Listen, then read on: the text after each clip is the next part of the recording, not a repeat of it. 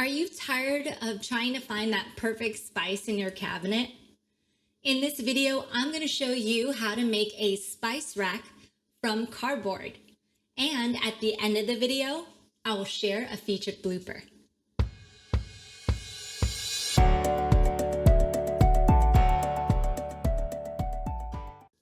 Hi, my name is Kim with Kimagine DIY, where I hope to help you imagine the possibilities with DIYs and crafts. If that sounds like fun, consider subscribing. Now let's just jump into the materials that we will need for this project.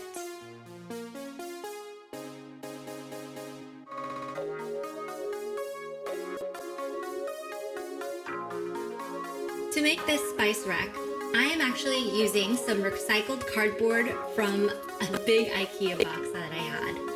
For my design, I'm making this rack 7.5 inches high and 6 inches deep.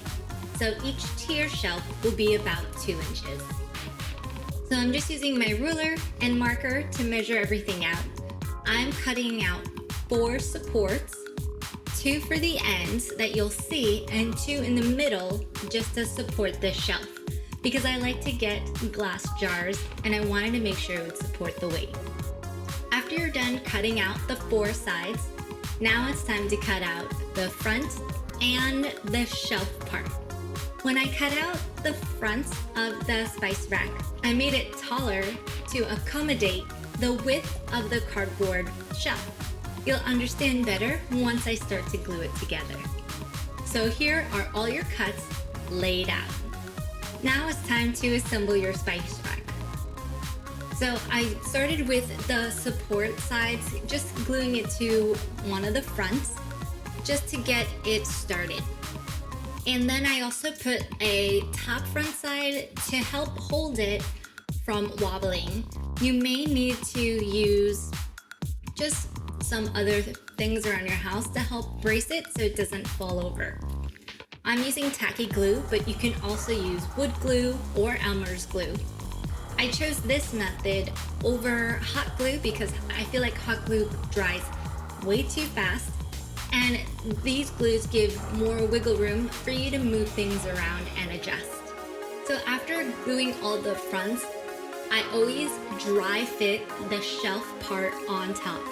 And it's a good thing I did because I actually did have to cut back a little bit more to make sure it laid flat between the cardboard pieces.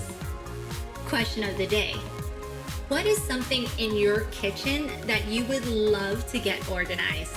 Let me know in the comments below. Another tip for other types of spices that come in pouches, just collect some of those small boxes just so it can hold those pouches vertically and keep everything nice and neat. For my needs, I'm 100% fine leaving the cardboard like this because the spice is mainly covered up anyway, but there are many ways you can dress it up with contact paper or even just some paint to make it look more presentable. Here's the finished product. I'm so happy how it turned out.